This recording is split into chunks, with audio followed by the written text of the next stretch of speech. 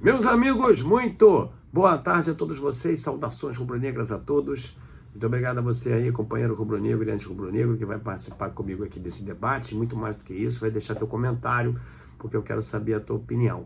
Não tem nenhuma dúvida que você já deve estar desgastado com tantas notícias a respeito de inclusões de jogadores do Flamengo, inclusive também de saída de jogadores do Flamengo. Isso é muito normal no momento em que as janelas de negociação estejam abertas. Muito natural também que os jornalistas, que não é o meu caso, que sejam especializados no mercado da bola, eu vou aqui apresentar aspas até para usar essa expressão, que se movimentem e busquem as notícias sobre contratações dos clubes. É muito natural que você também fique ansioso com relação a quem chega no Flamengo e quem sai também, mas aqui no Flamengo a situação está tranquila e não me parece que algum jogador que seja importante para nós vai deixar a equipe. Então, no nosso caso, a ansiedade é tão somente para quem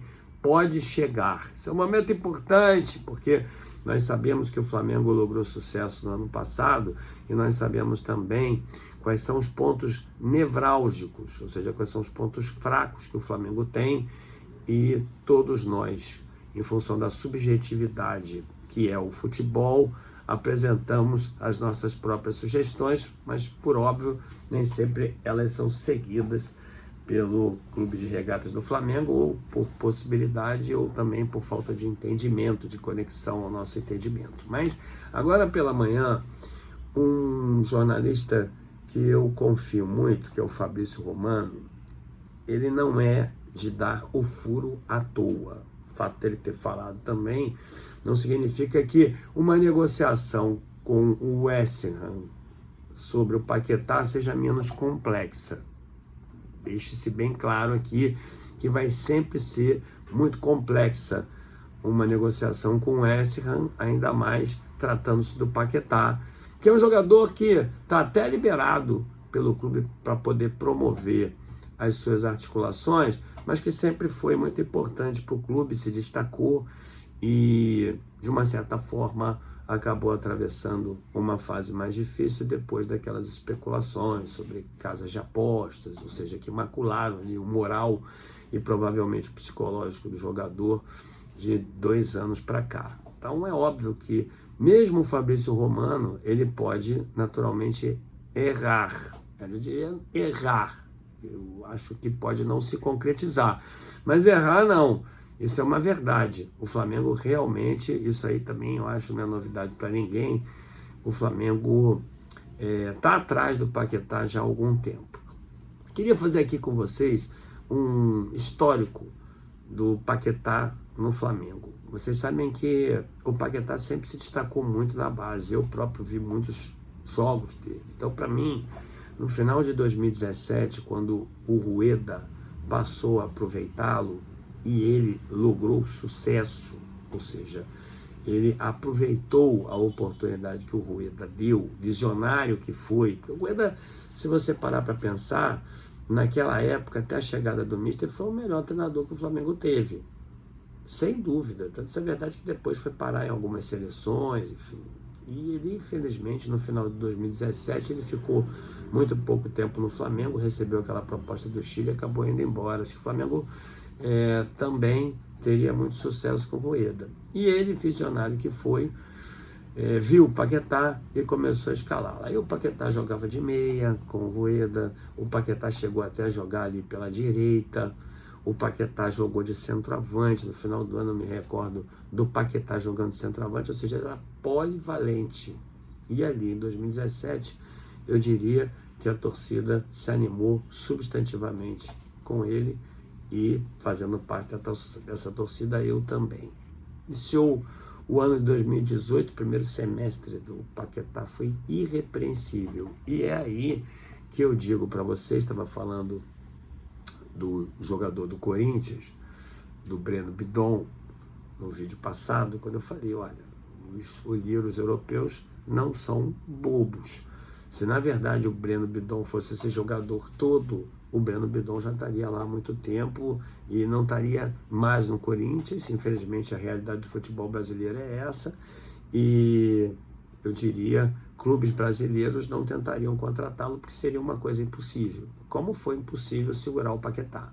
Então aí, em 2018, no início, ele foi retumbante. Ele foi responsável por aquela sequência de jogos muito boa do Flamengo em 2018, sob o comando do Barbieri. Vocês se recordam disso? Houve uma parada para a Copa e dali saiu ali aquele bordão, segue o líder, Flamengo ganhando as jogadas mais principais dentro do campo através dele, e houve aquela paralisação, Flamengo líder. Só que aí começaram aquelas especulações da ida dele para a Europa, e isso naturalmente, lamentavelmente, acabou maculando ali a paciência, diminuindo a paciência, a concentração do jogador, e o segundo semestre do Paquetá foi decepcionante, mas aí ele já havia sido contratado. O grande fato é que quando ele chega na Europa, ele começa a se destacar, vai parar no futebol inglês, e ele realmente foi destaque. Quando ele chega lá na Copa de 2022, ele era um jogador que realmente era muito importante para o clube dele, um dos mais comentados.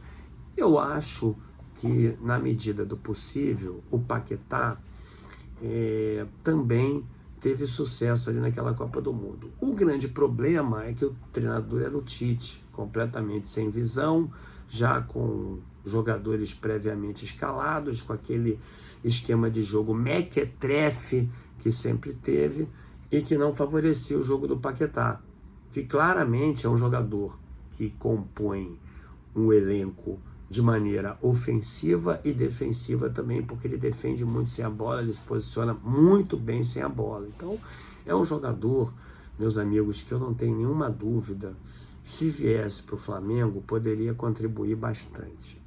Uma coisa é você fazer uma análise tática a respeito do jogador, técnica até. A outra é a contaminação daquele segundo semestre de 2018, onde o Flamengo poderia ter sido campeão brasileiro, tinha condições, foi ultrapassado pelo Palmeiras. O Paquetá perdeu até um gol assim, contra o próprio Palmeiras no Maracanã, que poderia significar ali aquela caminhada, aquela reta final para o Flamengo conquistar o título. Teve também aquele jogo pífio, os 2 jogos pífios que ele fez contra o Corinthians, quando a torcida realmente esperava muito dele. O Cruzeiro acabou sendo campeão na Copa do Brasil naquele ano, e o Flamengo eliminado pelo Corinthians lá na arena deles. Me recordo dos 2 jogos pífios, ou seja, quando nós mais precisamos do jogador, nós não tivemos. Então aí, na época, muitos culparam até esse momento de ansiedade que ele vivia, e outros diziam que era um jogador muito jovem e que não poderia corresponder às expectativas que a torcida apresentava para ele, em função ainda do Flamengo estar amadurecendo uma fase de contratações de jogadores bons. Então, realmente recaiu sobre o Paquetá naquela época uma responsabilidade que talvez a idade dele não comportasse. Só que isso foi há muitos anos atrás, eu estou falando de 2018, quase 8 anos depois. O jogador agora está com 28 anos, se não me engano vai fazer 29 agora, nesse ano de 2026. É um outro jogador, tem experiência em Copa do Mundo, tem sido convocado ali para a seleção pelo Ancelotti, mas corre o risco, se não vier para o Flamengo, na fase em que se encontra lá na Europa, de não ser convocado e não jogar a Copa. Então, um momento como esse, e principalmente depois que o Flamengo se torna vitrine importante do futebol brasileiro, para ele realmente seria muito interessante vir fazer um bom primeiro semestre e ser convocado para a Copa, aparecer mais. Do jeito que ele está, ele não vem aparecendo. Então, para ele seria realmente muito bom, e o empresário dele sabe disso. E aí, óbvio que, dependendo da participação dele na Copa e desse ano, o passe dele seria valorizado, além de estar voltando para o time que o revelou. Gil, o que você acha? Eu acho que é uma negociação complexa. Eu acho que o Flamengo vai ter, naturalmente, que apresentar muito dinheiro para isso.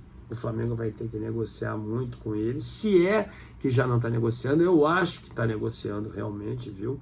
Não é a primeira vez que eu falo do Paquetá para vocês, eu não tenho esse viés de informação, de especulação, estou apenas fazendo uma análise do jogador de uma maneira, eu diria assim, mais provável dentro de um vídeo curto como esse aí. Acho que é uma negociação complexa, envolve negociação com o próprio jogador sobre salário, envolve... porque ele tem propostas. Obviamente que ele tem proposta, deve ter até para ficar na Inglaterra, mas não nos clubes principais. Ele ia até para o City, lembram disso? Ele estava ali, já na porta do City, não foi em função desse problema, estava vivendo um grande momento em função desse problema aí que, como eu falei, maculou o moral dele com casa de apostas. Ele estaria lá.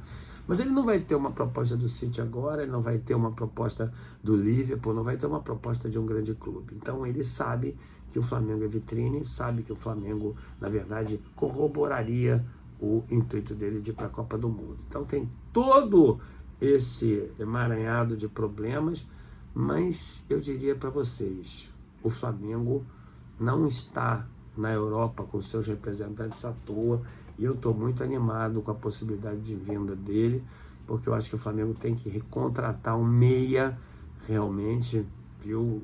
Eu não acho que o Carrascal seja do quilate do Paquetá, não acho que o Luiz Araújo seja do quilate do Paquetá, e o De Arrascaeta precisa ali de uma tabelinha. O De Arrascaeta precisa de alguém, eu diria, com mais robustez técnica e experiência, e também com mais intensidade ao lado dele. Diga aí o que você pensa.